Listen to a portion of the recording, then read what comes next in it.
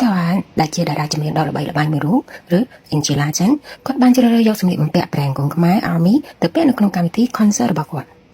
បានធ្វើឲ្យកូនខ្មែរយើងមានមោទនភាពកាន់តែខ្លាំងកម្ពុជាយើងកំពុងតែអភិវឌ្ឍគ្រប់វិស័យទាំងអស់ជាក់ស្ដែងប្រេងកូនខ្មែរមួយនេះគាត់បាននាំគេឈ្មោះកម្ពុជាយើងទៅកាន់អន្តរជាតិឲ្យគេស្គាល់កម្ពុជាកាន់តែច្បាស់ Army គឺជាប្រេងកូនខ្មែរមួយដែលបានចូលរួមនៅក្នុងកម្មវិធី New York Fashion Week គាត់បានបង្ហាញពិភពលោកឲ្យស្គាល់កម្ពុជាកាន់តែច្បាស់មួយកម្រិតទៀតតាមរយៈឥទ្ធិពលនៃការ design របស់គាត់ខាងលើនេះគឺជាសម្លៀកបំពាក់ដែលចាន់សាវហានតារាចម្រៀងដ៏ល្បីគាត់បានជ្រើសរើសយកទៅពាក់នៅក្នុង concert របស់គាត់វាពិតជាស្អាតមែនទែនវីដេអូនេះ sponsor ដោយ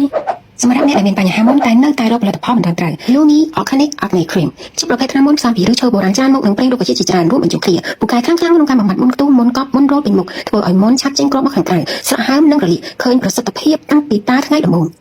Aurora Day Cream តួនាទីសំខាន់គឺធ្វើឲ្យស្បែកសភ្លឺក្លោពេញមួយថ្ងៃកាន់តែលាបស្បែកមុខកាន់តែសភ្លឺហើយទន់ព្រោះសម្បូរទៅដោយវីតាមីនចិញ្ចឹមស្បែកជាច្រើនរួមបញ្ចូលគ្នាមាន SPF 30 PA ដែលការពារស្បែកឲ្យនៅតែក្មេង